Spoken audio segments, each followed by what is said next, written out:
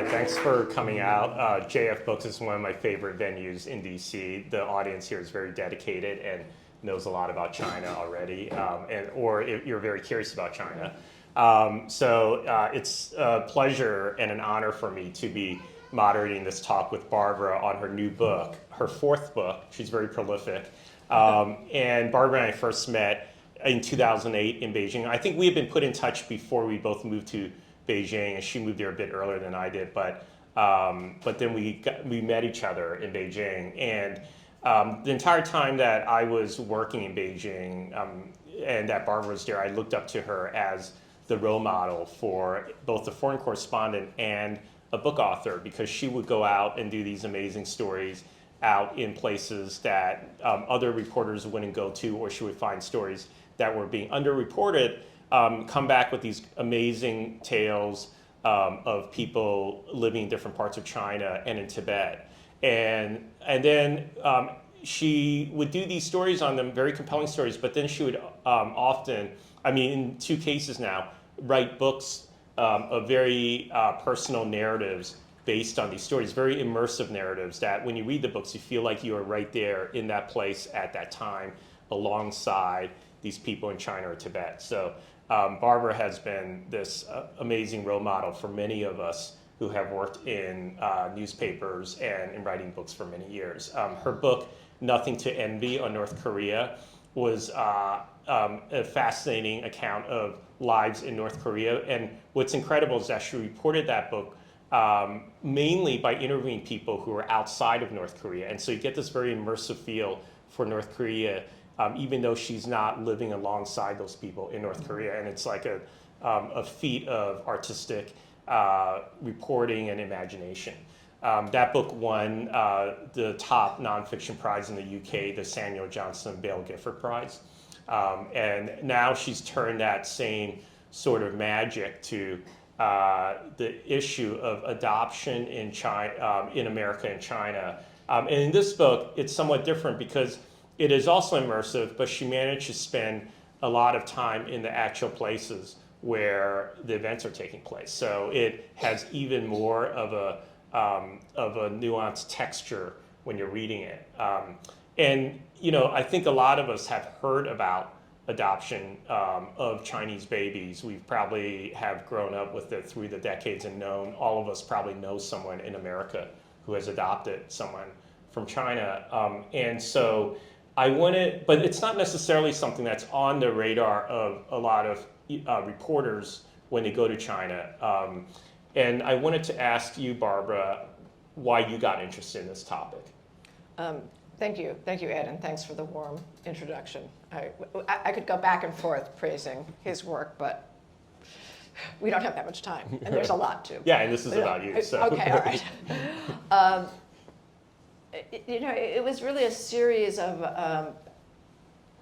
accidental events in my life. I don't have an adopted child. I'm not adopted myself. It really started in 2002 when a very close friend of mine adopted in China. And I was living in Korea at the time, and I went to Guangzhou to be there for, picking up this child. And it was just a wonderful, wonderful, moving experience to spend time with my friend and her husband and, other happy, very happy adoptive parents. At that time, everybody picked up their children in Guangzhou, or most did. And I found the story, the whole story about these girls being thrown in trash heaps, kind of strange, like something didn't really sit right with me.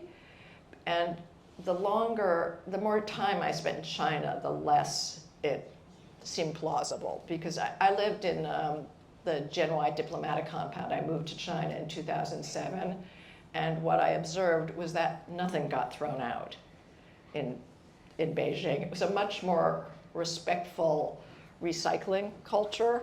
We had these obsolete computer monitors. I had all these magazines in Serbo-Croatian from covering the former Yugoslavia, a language that doesn't exist anymore, and everything would get picked up. And I just thought, healthy human babies. I find this very strange. And around the same time, there were these stories coming out. These were the early days of Chinese social media. This was mostly on QQ, if you remember. What years were those, QQ? In the mid-2000s. Yeah, so, it was. Yeah, it was. Weibo hadn't started yet, the main social media, but there was these stories leaking out about babies who were being confiscated from rural birth parents who couldn't afford these incredible fines for violating the one-child policy. And that's where I started investigating. Yeah, and tell us a little bit, I mean, I think some people in the audience know what China was like back in 2007, 2008, but there are others who haven't spent as much time in China. And what was China like in that period when you moved there? Like you went to Beijing, and it's very different than what's in the 1990s, and also I think the cities seem very different than the rural areas. So can you tell the audience a little bit about sort of what it felt like to be in Beijing at that time? Yeah. Well, for journalists, it was a fantastic period because the Chinese government had promised to open up for foreign correspondents, and we were allowed to travel around the country really to any place but Tibet without advance permission. And at the same time, social media was starting, so we would find out about things happening in these remote places that journalists had a very hard time visiting before. I have a funny quote I'm going to read. This is from my friend Alec Ash, who I think spoke here yesterday. He said, Foreigners in a foreign land, we guzzled at the fire hose of China at the peak of its growth and ambition. The protean beast of China charged forward, and we were fleas clinging to its back along for the ride. And I've thought about that, what it was like to be a foreign correspondent. It's a great quote. Yeah. What it was like to be a foreign correspondent in Beijing in those years, much harder than you, Lena, was my friend Lena Sun here, who was with the Washington Post in the 90s. It was really a great time. And so... And that was also the time when Chinese investigative journalism was really gaining steam. And so you have these investigative reporters in China, and you also had Americans who were also, even outside of China, who were able to piece together a little bit things that were happening in China from their homes here in America. And so can you tell us a little bit about, you sort of had these questions about the adoption system in China that were swirling around your head, but then there were specific people who started putting you in touch with people out in the countryside who might be able to give you more information. That's right. And again, these things were coming through, they were getting leaked out of the villages through social media. One of the villages where a lot of kids had been taken was in Guizhou, up like a 2-hour hike up a mountain path. Very, very poor, high rate of illiteracy, very isolated, no newspapers, no contact with anybody. But from that village, there was one family who had a cousin who lived in Guangzhou, who was educated, and they were telling this cousin, they're coming and they're taking our children and saying they're entitled to do that. And that cousin was posting, and eventually the story ran, I think, in the Southern Metropolis Daily. Things would get on the internet and we would find them before they got scrubbed. And around what year was that when you read that story, you came across it? In 2005, right? I think was when the first things came out. Mm-hmm. I mean, I didn't start working on this until 2007, and I did the bulk of the reporting in 2009, and then also people started petitioning. I think this crowd probably knows what petitioning is. Yeah, and then. And we're going to talk about one of these petitioners, Yang Liping, who then leads you to the main family that you talk about in this book. But how do you get in touch with Yang Liping? Who put you in touch with him? I think it was another journalist, Deng Fei. And this was the other funny thing that was going on no, we would sometimes get credit for breaking stories, but it was actually the Chinese journalists who were breaking the stories, but they sometimes couldn't publish them.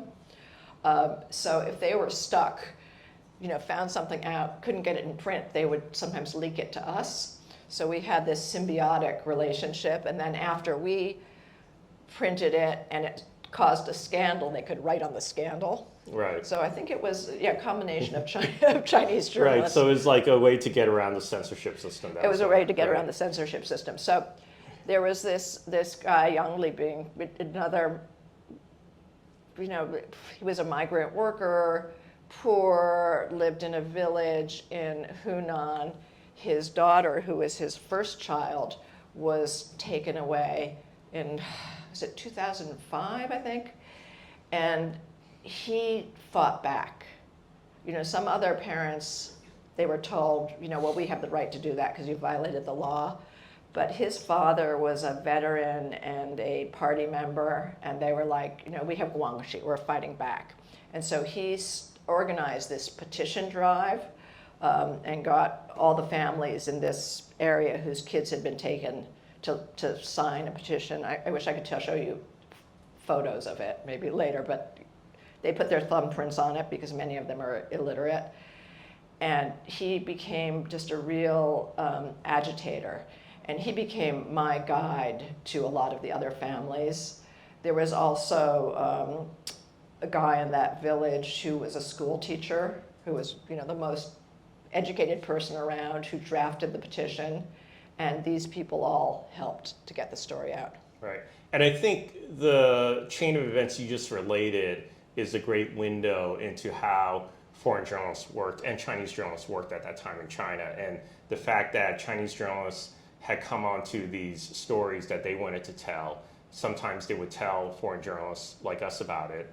And then the key was to find a person in the region who was getting very outspoken about these events and who was essentially the greatest advocate for one side of the story. And so then you get it put in touch with this petitioner, Yang Liping, who had his child abducted, and then you go down to the area where he is to meet with him. Yeah.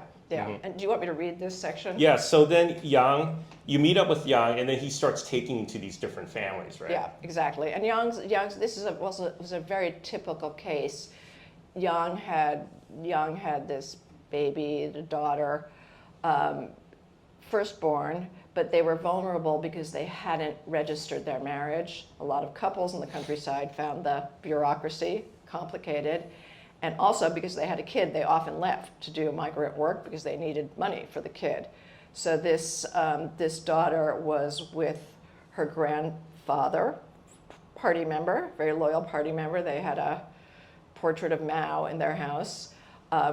And he was quite literate, but very bad eyesight. And they made him sign something and then took the kid. Right. So, and I think you should read this great passage from your book. Yang Libing remained the most outspoken of the parents, so we headed first to his place in a village called Fengxing. In mid-August, everything was a luxuriant tangle of vines. When we reached Yang's house, morning glories crawled up a trellis outside and squash spilled out from the bounds of the vegetable garden. Although the house was old and sparsely furnished, the walls almost bare except for the yellowing Mao portrait, the family was well-dressed, perhaps in honor of our visit. They had a 3-year-old son who was also there, and the 3-year-old was born after the daughter, but they still wanted the daughter back. It had been nearly 5 years since Yang's daughter was taken. By then, he was certain she had been adopted in the United States. They'd managed to track, somebody in the US had managed to track down the adoptive mother through American adoption circles. She was sympathetic up to a point and passed along photos to the photos to the family to send on. Yang had stashed them in a red decorative tin that held precious family documents. His young son knew it was a family treasure and rushed to get it for us.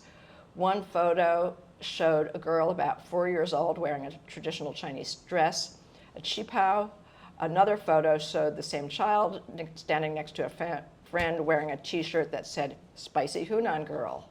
And the boy told me, my sister. And everybody cried. And the mother said everybody in the village adored her. She had big eyes like saucers and a smile for everybody she saw. They said she looked like me. I wonder if she looks like an American now. Yang was realistic. He understood he could not expect to recover his daughter, but he hadn't lost the fighting spirit and wanted the culprits punished. Our children were exported abroad like they were factory products, our own flesh and blood. Yang insisted on accompanying us on interviews with other families who had lost children. We all squeezed into a Volkswagen, and this is like a joke, and headed to another village. Sitting on a stoop waiting outside her house was Liu Shujian, a woman in her early 60s who looked at least a decade older, her gaunt face etched with grief. I had already read about her case. She was one who had been locked up in the family planning office. Family planning is kind of a euphemism for the enforcers. And we'll get more into that. Yeah. She had been locked up in the family planning office and forced to give up her 3-month-old granddaughter.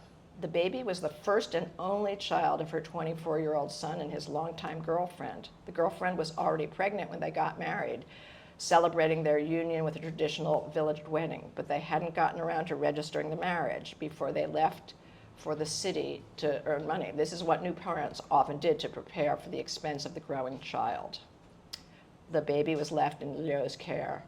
Family planning came for the baby late at night, switching off the headlights of their car so they could barge into the house before the grandmother could call for help. "Don't hit me, don't mow me down," Liu said. She begged the officials. She was arthritic and sparrow-like in her frailty, yet somehow she found the strength to hold on to the child. She wouldn't let go, so the family planning officials took her as well. They held her overnight, sitting on a hard wooden bench, still cradling the baby in the arms. The next morning, one of the bosses came into the office and insisted again that she had to give up the baby. "You're too old to take care of her. She'll be in better hands with others," he told her. Before she could answer, another man came from behind, reached over, grabbed her hand, pushing her thumb into an ink pad and then onto a series of documents. She couldn't read them. She was entirely illiterate. Family planning positioned the baby on her lap and snapped a photo. They then drove her all alone back to the village. She lived there without family, sick with grief. I heard more and more of these stories. I interviewed close to a dozen parents, some in person, others on the telephone, all of whom told me about their children who were forcibly removed. Each case was a small tragedy writ large for the family. People had nervous breakdowns and tried to commit suicide. Couples broke up from the mutual recriminations and the trauma of losing a child. Parents and grandparents wept as they spoke to us, and sometimes we did too. I was with a Chinese news assistant. Although at this point, I have to admit, the stories were becoming numbingly similar. Poverty, illiteracy, migrant labor. If you're a journalist, you know you've done enough reporting when the stories begin to repeat themselves. I had more than enough material now. I could show that the confiscation of babies had been systematic around China. I had photographs and detailed notes. I could have headed back to Beijing to write my story. But I was in Gaoping, that's the name of the township where the first cases had been reported, and I decided to press on. I often have a superstitious feeling that the last interview, the one you almost passed up, will be the most crucial, that you have to persevere. And there was one more family I wanted to interview. I heard they'd had twins. That's it. And those twins are the daughters of the bamboo grove. Right. So tell us a little bit about so I love those lines in your book about the superstitious feeling about one last interview, because I think every experienced journalist has that feeling. Every veteran journalist always feels, oh, there's one more person I can talk to get a better story. And so tell us about you going up to this village and meeting Zanhua and Yodong. So I went to one more village. I had to tread across a little log to get to this village. A lot of these villages you couldn't get to very easily by car. And I met this mother and 9-year-old daughter. I wish I had gotten the pictures. Pictures are all in the book. Yeah, buy the book for the photos. I met this mother and daughter, and they were living really outside what looked like a log cabin, very primitive. And they said, the mother said, I had these twins, and one twin was taken away. And, before you ask me, are you allowed to have twins? They had 2 daughters already. It's like a typical young couple. They'd had married young, had a first child was a girl, second child was a girl. They decided to try again, and then they had 2 more girls. Born in a bamboo grove because the mom was trying to hide out from family planning. Right. And I think most people here probably know this, but just in case, why is there a pressure to have a son in Chinese society or traditional Chinese culture?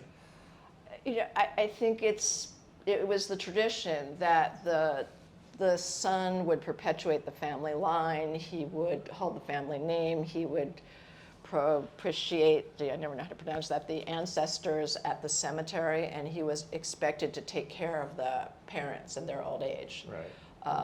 And the girls married out. The tradition was the girl would marry somebody in another village and take care of her in-laws. Yeah, pretty patriarchal.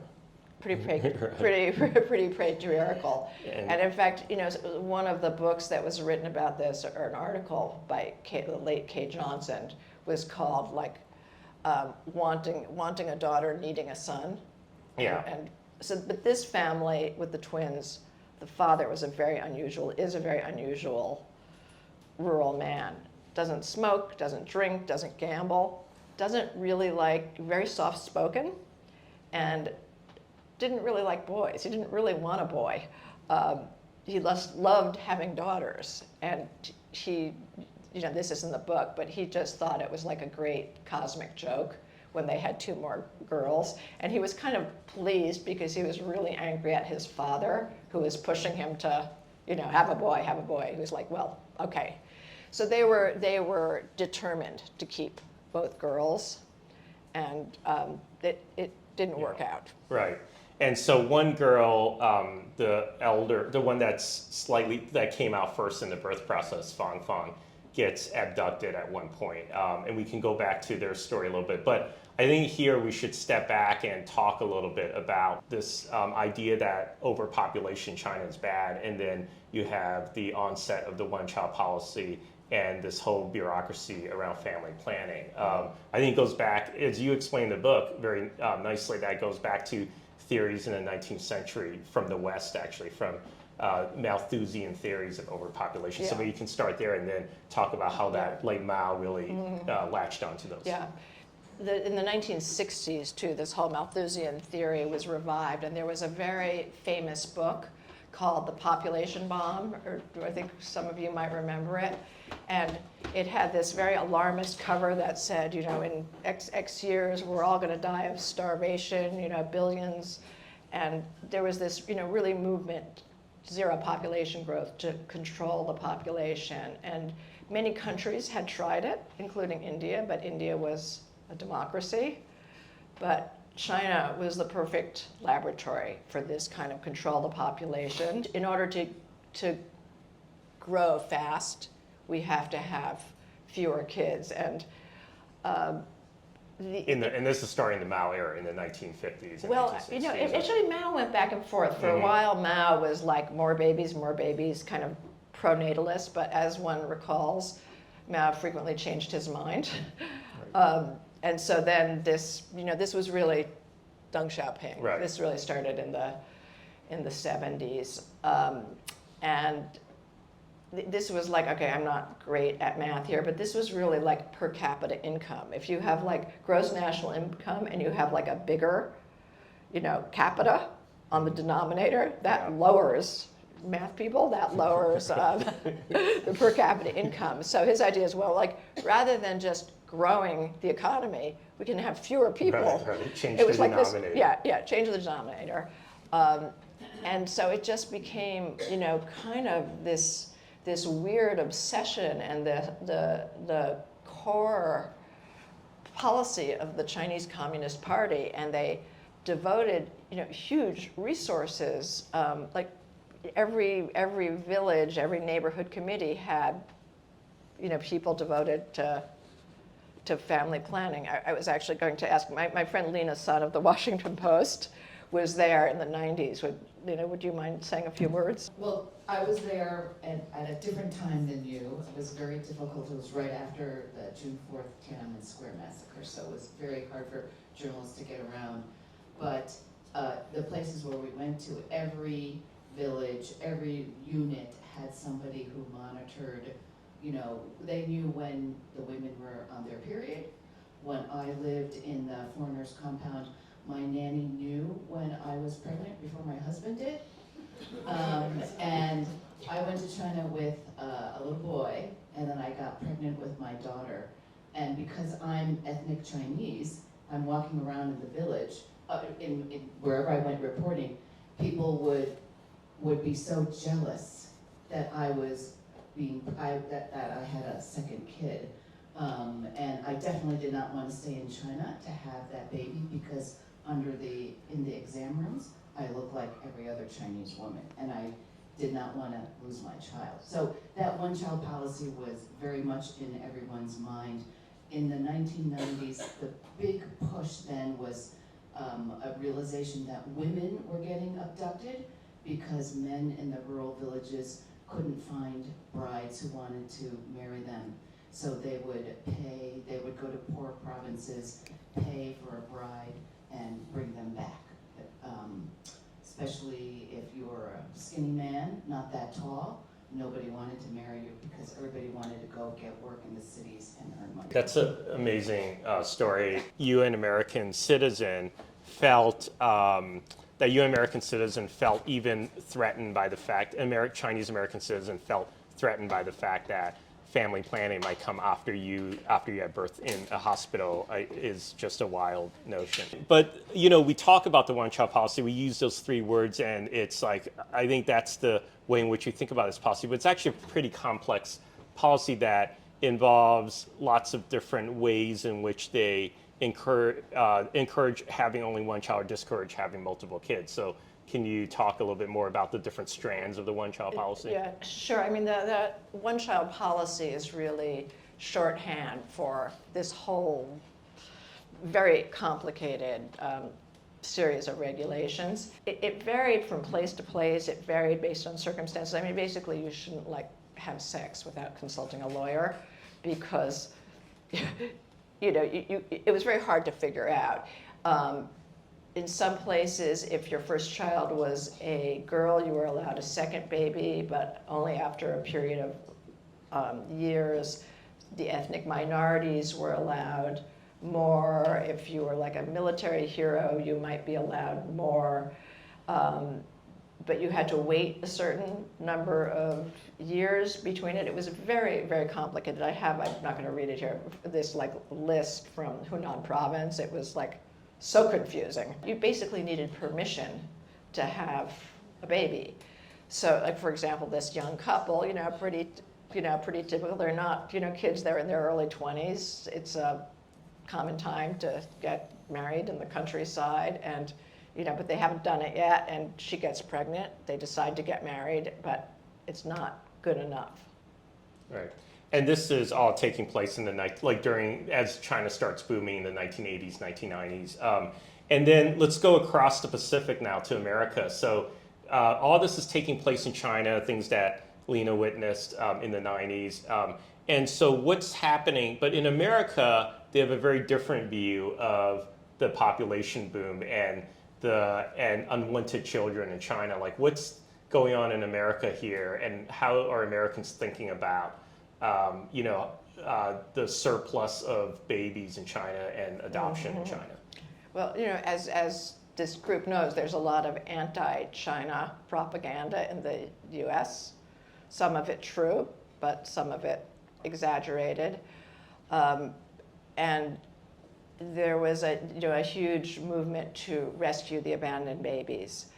And it's true, in the 80s especially, there were a lot of abandoned babies. People did relinquish their baby girls through the early 90s, and there were some very cruel cases. There was one case that was reported in the Washington Post by, Lena, that was your colleague, Michael Weisskopf. Well, yeah, Washington Post did a series of stories, and there was this heartbreaking story about a man who threw his toddler daughter down a well because they wanted a son.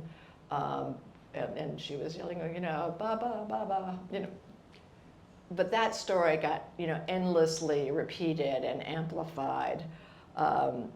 And Americans who were, and other Westerners were, horrified by these stories, and they wanted to rescue the baby. So there was, a whole narrative, a whole sort of, cynics would call it the white savior narrative, but we're going to rescue these babies.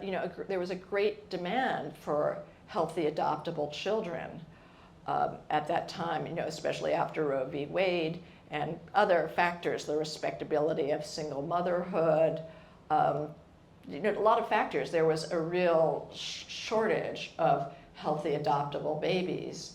And people, started looking to China as, this gets into some racial issues, as, the Chinese, the model minority. If you were going to adopt a child of another race, it was more convenient for that child to be Asian than Black or Latino. I'm just being, honest about it. And there had been a lot of issues with Eastern European children having fetal alcohol syndrome. So American parents, saw these children, they were healthy. There was nothing wrong with them except that their parents were poor and they were girls. And their mothers, China was not starving them, their mothers were reasonably well nourished. They weren't obese. They were unlikely to drink or smoke or use drugs. So these were the perfect adoptees. And they were also ridiculously cute and photogenic. Right. And you also write in the book that China had developed a reputation as a place where the system worked, that the people who would be put up, the babies who would be put up for adoption were not some sort of black market babies. How did China develop this reputation? Why did they develop this reputation, whereas other countries did not? I think this was the advantage of a centralized, very controlled government. The adoptions were handled, for the most part in Beijing. There was, a Chinese adoption agency that was part of civil affairs. And, the adoption agencies would say, these are accountable. China would later sign this Hague Agreement, which was to prevent child trafficking. And I think, I talked to this woman, Melody Zhang, who was involved with the negotiations to set up adoption in the early 90s. And she said, people were idealistic. The Chinese officials, they wanted these babies to have a better life than they would have in orphanages. The orphanages were getting overcrowded. And they saw this as a goodwill gesture that these little girls would be kind of ambassadors for China. Yeah. Some cynics called them the little pandas. Sorry, I hope I'm not being too offensive here, but it was very idealistic in the beginning. And, to be honest, I don't think the corruption was in Beijing. It was at the local level.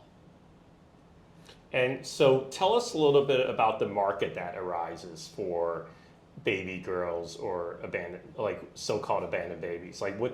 There's this demand now from America. America becomes the largest country that engages in adoptions in China. Lots of American families want a Chinese baby, and in particular, baby girl.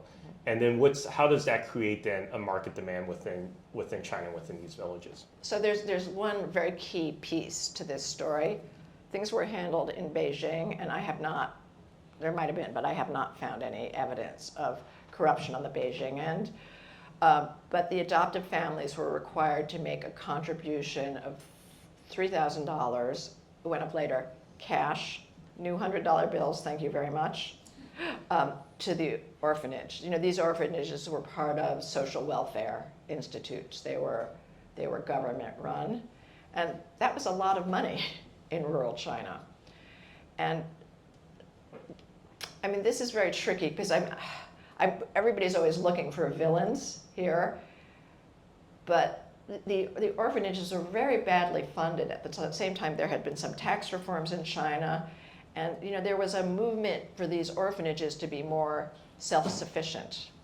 This is the same as the Hunan blood scandal. I won't get into that. So they needed this money. They needed this $3,000 to keep these orphanages running. I'm not denying that some of it was pilfered away and for corruption, but it was funding operations. And what peaked in the early 2000s was this, what we now call the supply chain broke down. We, talked about supply chain problems with COVID, but this was the same kind of thing. You had this huge demand from the West for healthy babies, not just the US, Australia, Canada, a lot of European countries. Everybody wanted these babies and thought, oh, there's an infinite supply. But at the same time, rural incomes in China were, soaring, and attitudes towards girls were improving. A lot of families saw that, like young women were working in the factories, they were making almost as much money as men, they were sending money back. They were also realizing that girls can take care of their elderly parents too. Just attitudes were changing, and they didn't want to give up their daughters. And if you really, really didn't want a daughter, you could illegally do an ultrasound and abort. So there just were no babies anymore, and this was a crisis for the orphanages and for the local officials who were living off of this $3,000. It was a rare source of revenue in places that didn't have a lot else going for them. Yeah, so it sounds like that there were actually good intentions on the part of some of the people running the orphanages. They felt the orphanages were important, they served the need, and they needed to keep them running and keep up standards, and so they needed this money.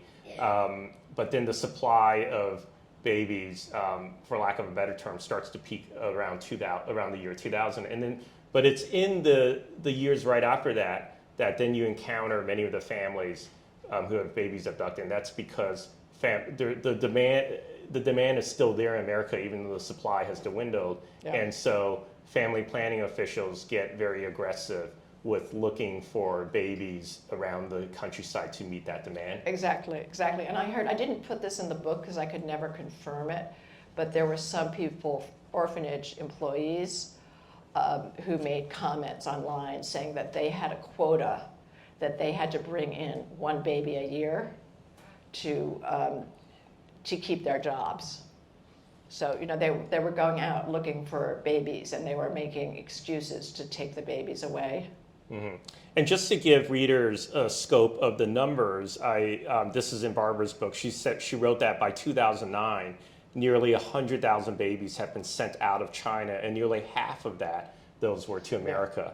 And that by 2024, essentially by the time adoptions had ended, from outside it ended, 160,000 babies have been sent out of China. And so the family you encounter at the end of that day of reporting, the parents Zhanhua and Yodong, with all these trends as the backdrop and with this policy as the backdrop, family planning officials abducted their slightly older twin girl, Fang. And how did that happen? Describe to us how they ended up kidnapping Fang. Yeah. So the family decided it would be easier to keep the twins if they separated them, so they wouldn't be so obvious. So they took one twin to another city, Chongqing, because they had to earn. This was this kind of death spiral where they had to leave to earn money to pay their fines, but that made them more vulnerable because they weren't there. So they took one twin with them, and they left the other twin with Zhanhua. Zhanhua was the mother, with her brother and aunt, who were still in the village. But they were like a little bit higher class, and they weren't like repeat offenders, so they figured they could get away. They had a little bit of guanxi, that they could get away with keeping the baby as theirs. And this is all one village. This couple is very close. And so Fang, and how they got separated, it's like Sophie's Choice, but both twins were healthy, but the firstborn twin, Fang, was a little bit larger, and the secondborn twin, this is very common, had a little bit of colic. So they said, okay, Fang Fang is easier. She'll stay with the aunt and uncle, and Shuangjie will go with us. So Shuangjie means double purity, so Yeah. it's almost an allusion to the Yeah, fact that there are yeah, twins. Yeah, so she was staying with her aunt and uncle. The grandmother lived next door. There were 2 older sisters living there. I mean, it was a whole family compound. And, family planning came several times. Was always inspecting. The first time they came, the aunt and uncle's teenage sons were there. And they ran with the baby into the fields, and they were too fast for these these fat chain-smoking cadres. But then, they kept on, staking out the house, and they came one day when the aunt was alone with the baby, and it was very, very violent. I mean, they immobilized the aunt. There were like 10 people, and they grabbed the girl, and forced her into a car. She was almost 2 at the time. Forced her into the car, and the aunt tells this heartbreaking story of how she ran after the car, but she wasn't wearing shoes and she couldn't catch it. And that was it. That was the last time they saw her until. And then where did Fang Fang, in China, where did Fang Fang end up in China? In Shaoyang, it's a city in Hunan, and it was administratively oversaw these villages, and I mean, In an orphanage. She was yeah, put yeah, in and an in a orphanage. social welfare institute. All these orphanages were part of social welfare institutes, and these social welfare institutes also took care of the disabled, of the elderly, so they had a lot of financial responsibilities. Right, so they needed income from the adoption system that had been set up in order to keep up their Yeah. work. And so then you interviewed the couple, you interviewed the aunt who was there when the Fang Fang was taken, and then you write this story about child adoption, sort of the dark side of the child adoption system in China. It appears in the LA Times. And what year is that, Barbara? 2009. 2009, a year after the Summer Olympics in Yeah. Beijing appears. And there's the main story, and then there's a side story, a sidebar about this family with the twins, right? Yeah, Yeah. there's a little sidebar, and it's kind of cute, and there's a picture of this very cute 9-year-old, and there's a little video saying I wish my sister would come back to play with me, we could wear the same clothes.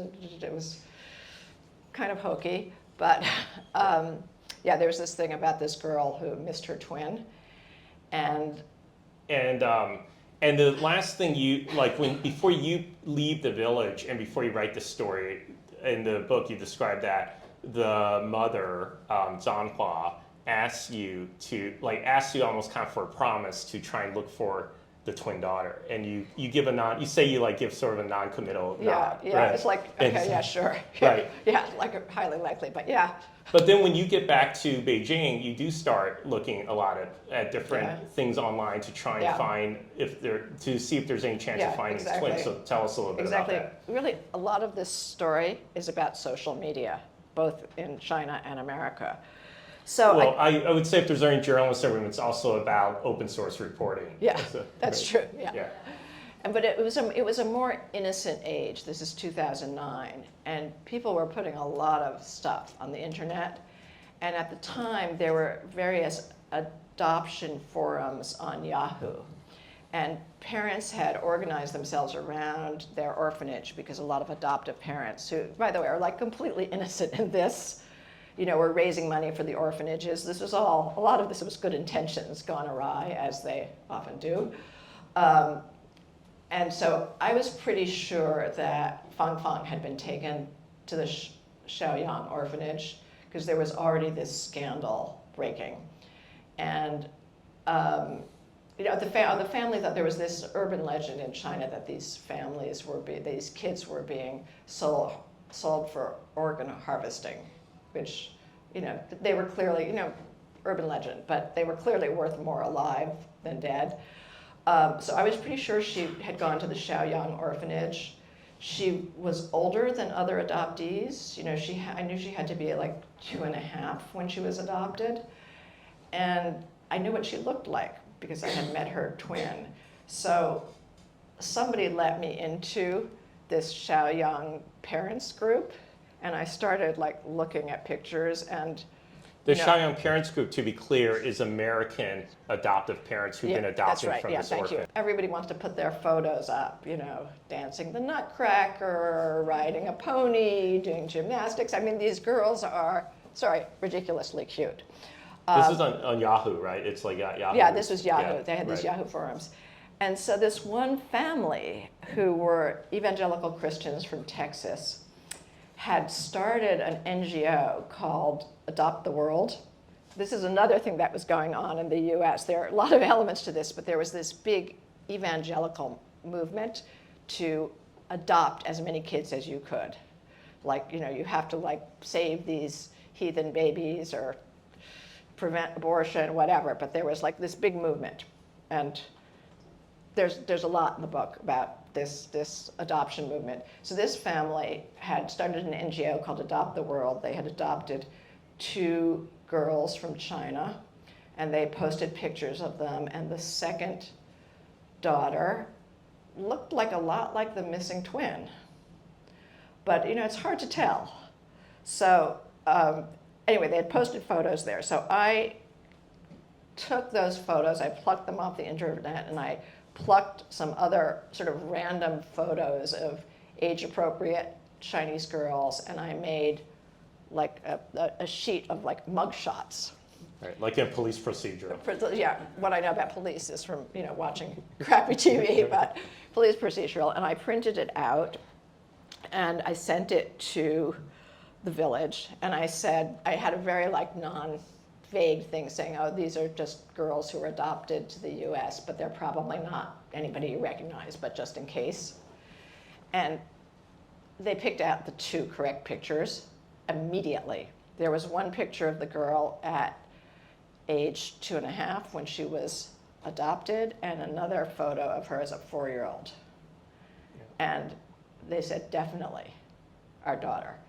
So first I want to say this shows how tenacious a reporter Barbara is. So she went out there into the field, did the reporting, but didn't leave it at that. She spent all these hours online, and just through online research managed to find the daughter. Anyone in this room can go online and crack a mystery like that if they have the perseverance and the talents that Barbara has. Well, again, these things were more open than they are now. But a lot of that was through being in touch with the American groups, not the Chinese. It wasn't through documentation from China that you tracked down Fang Fang. It was through what the American groups were putting out. So then you send these photos to Zhanhua and Youdong, the parents in the village. They identify Fang Fang. And then what's your interaction like then with them? Then there's this question, I think, as a journalist, you're now an active participant in the story. You're actively the middle person between them and the daughter that they lost. What do you do? What do you do at this point? Well, this was really, an ethical dilemma. What did I owe the Chinese family? What did I owe the American family?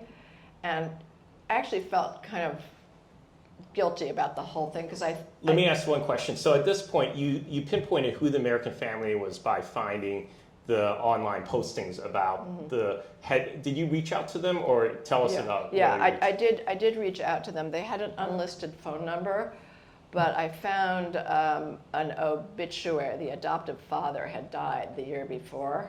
This was a very strange adoption. This couple was in their 50s when they adopted.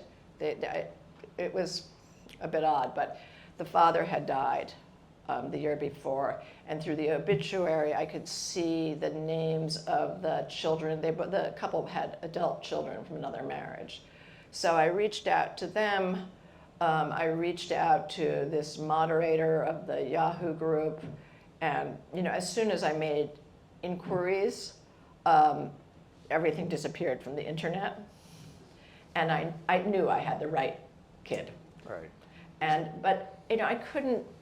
This was a 9-year-old girl. I couldn't write anything to out a 9-year-old girl. And in fact, you sent a message through Facebook Messenger to one of the family members trying to get in touch with parents, and you promised that you wouldn't write a story about the child, right? Yeah, and they, because they were freaked out, and through an intermediary, had said, the adoptive father had died the year before, and there were young kids, and they were completely in a panic about this. And I said, don't worry, I'm not going to write anything. And at this point, you're not in touch with the adoptive parents at all. You're just sending messages out. Intermediaries. Yeah. No, I had never. And you're not getting anything back.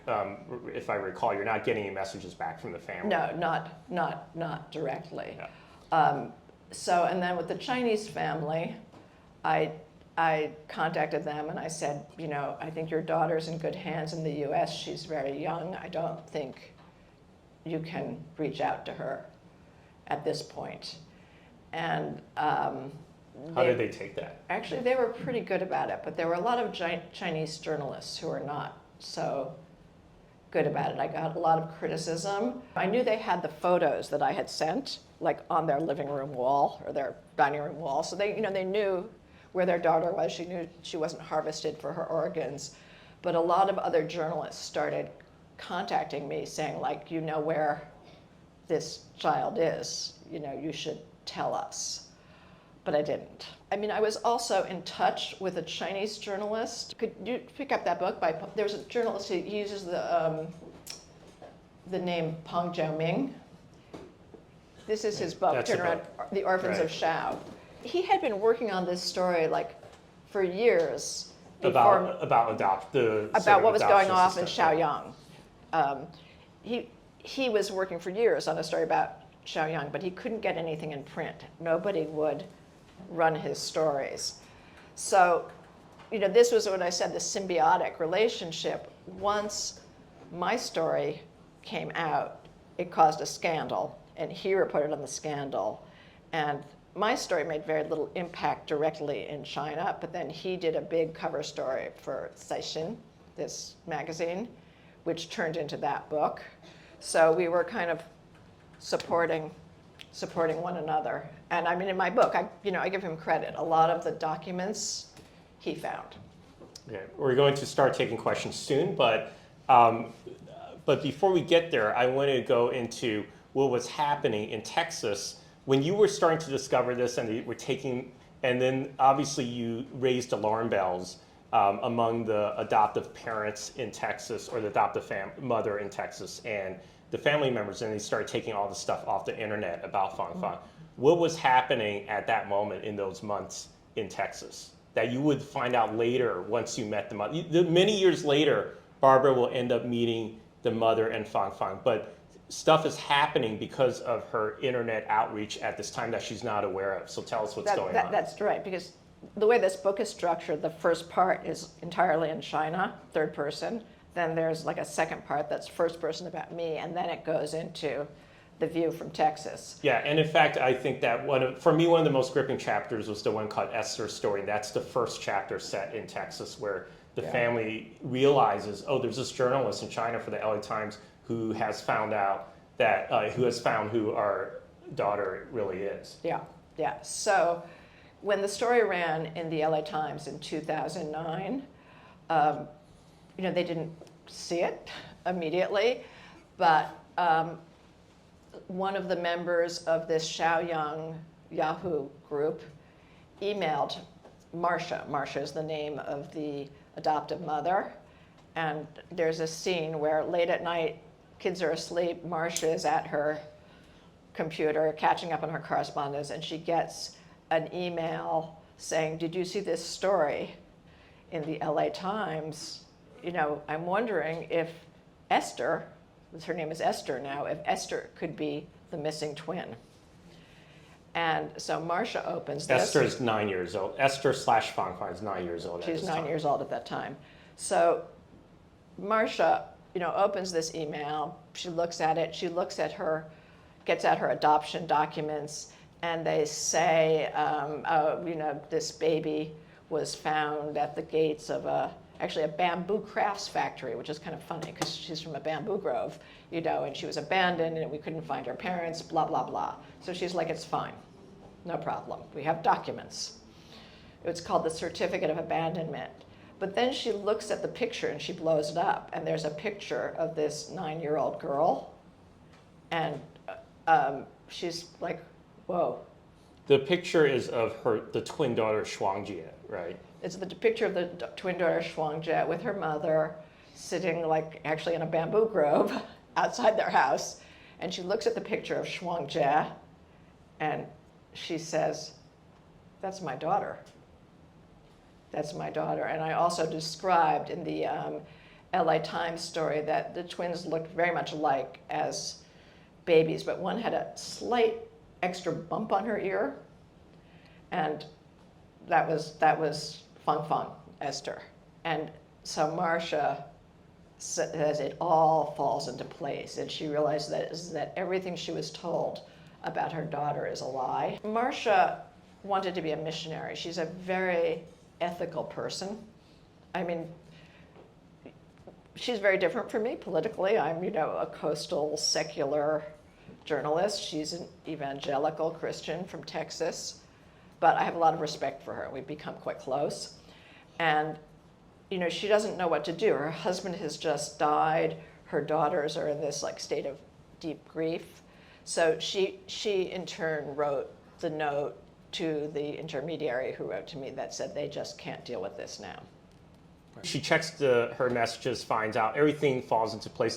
It's a very cinematic moment. It's like one of these things that happens in movies. And then at the same time, within a few days, her daughter, Esther, knows something is up. Her daughter also has a realization right at that moment. Tell us about that. Yeah, I mean, Esther is who I'm actually very close to now. Esther is a smart cookie, and she's a smart 9-year-old, and she realizes that something is weird with her mother. And her mother has gone and keeps on looking at the bump on her ear and taking photos of it, and going into the other room and having hush conversations. So Esther actually looks at her mother's cell phone and sees some messages, which she feels terribly guilty about. And there's a few steps in there, but she says, "Mom, I know, I'm the twin, aren't I?" And Esther is actually devastated. She's not happy because she thinks she's going to be forced to go back to China, and she doesn't remember any of this. I deal with a lot of this in the book. There's this phenomenon called infantile amnesia, and it's universal. A lot of things that happen when you're 2 or 3 years old, they get wiped out of your brain. She doesn't remember any of that, and she realizes that she's not just another Chinese adoptee. And at that time we didn't realize how many girls had been forcibly taken, and so it's very difficult for her, and it's actually quite traumatic for the family. They sort of go into hiding.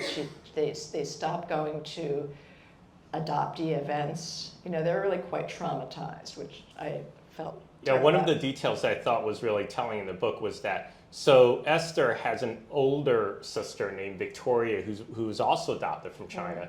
And when they go out, Victoria only calls Esther E. She doesn't even call her by her full name because she's afraid that people will pick up, "Oh, this is the girl." Then they'll know what her name is, and someone will say, "Oh, isn't this the twin girl that was abducted in China?" And start a process to send Esther back to China. This was before the great age of Twitter shaming and all that, but there were a lot of messages coming in on the LA Times article about, "Oh, she should be sent back," and so on and so forth. Yeah, and so then the entire second half of the book is about the dramatic, questions of what Barbara decides to do when she gets in touch with. Once the family decides to then get back in touch with Barbara years later, there's a whole second half of the book that takes place not back in the 2009 era when all this is going on, but from 2017 until now. There's real questions of what to do when one family wants to see when Esther decides she wants to see her birth family in China, and Barbara's an integral part of that story, and so you'll have to buy the book to read what happens. Right? We're going to end on that cliffhanger. Okay. But we're not ending on a cliffhanger because we're questions, so we're going to take questions from the audience right now. Barbara, I just wondered if you could tell us a little bit about the sisters' relationship today. What's it been like? And given what happened to them and what's happened between the U.S. and China, what are their feelings? Where do their sympathies lie? It's been interesting because I haven't gone into this in this talk, but I did arrange a reunion in 2019. I brought Esther and her mother and half-sister to, or her adoptive sister, to Hunan for the Lunar New Year for a reunion, and it was fabulous, and they were just great together. I mean, it was perfect, picture perfect. It's a very nice, the birth family is a very nice family. They're intact, they're, pretty functional. I mean, there's a lot of dysfunctional families out there, but this is a nice family. And they were very close, but then things, kind of fell apart, paralleling the curdling of the U.S.-China relationship. And we had talked about Zhuangzhe coming to the U.S. in 2020 for a return visit. And that obviously did not happen because of the pandemic. And there was such animosity between the U.S. and China. I felt like it really trickled down to, this remote village in Hunan. And, in that period, I didn't even dare to call the family and say, like, how is everybody? How's your health? Blah, blah, blah. It was just, I was told it was better not to contact them at all. And actually now it's improved. It's gotten better.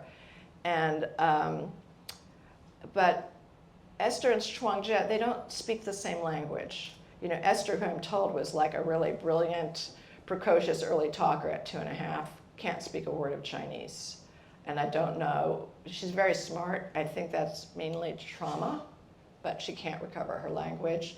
Zhuangzhe, who didn't go to university but was studying to be a teacher, reasonably well educated, her English is very poor. So WeChat has this translation function, but there's really like a limit to what you can do in that translation function.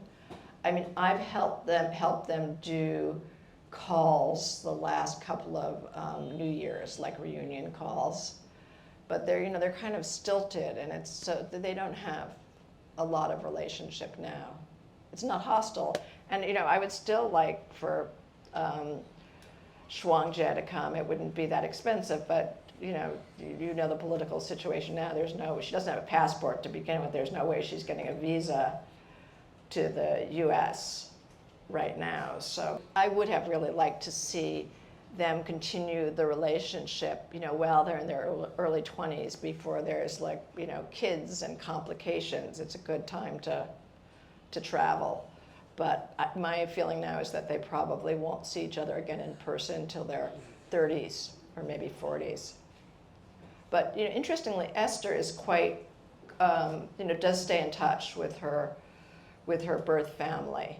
And strangely, the whole thing started with the identical twin, but she's quite close to her adoptive, her birth mother, and they're constantly, texting each other on WeChat. And her birth mother really is practically illiterate, but they send photos and emojis. I don't know, people seem to love these silly emojis, but it's, there's a warmth there still. Have you had more people reach out to you to see if you can help them or you can clarify their situation? And how have you responded to that request? Yeah, I have had a lot of people reach out to me. I did a piece that ran in the New Yorker a week ago about, it was sort of a spin-off from this book, but it was about an adoptee in Indiana who's 24, and her birth father, who had been looking for her for decades, actually found her through DNA testing. There's now this explosion of adoptees and birth families finding each other through commercial DNA testing. And I go into this in the last chapter of the book. And yes, a lot of people have contacted me, and I've referred them to different groups who are doing DNA testing and doing searching. And, I think it's kind of scary for some people, but I think a large number of the adoptees, if they want, and if their birth parents want, will be able to find each other. They may not want. I think there's, understandable fears about sort of, opening up something that's difficult. Just as a sign of how much interest this topic generates, Barbara wrote a story for the New Yorker that ran in the last week or so. Last Friday. Last Friday, that is on this topic, but it's about a different family. The family's mentioned briefly in the book. And the New Yorker posted a TikTok video of that story, and it got 6 million. 6.7 million. 6.7 million views, and there's like more than 1,000 comments under the TikTok video. Mostly from adoptees. So thank you. Thank you.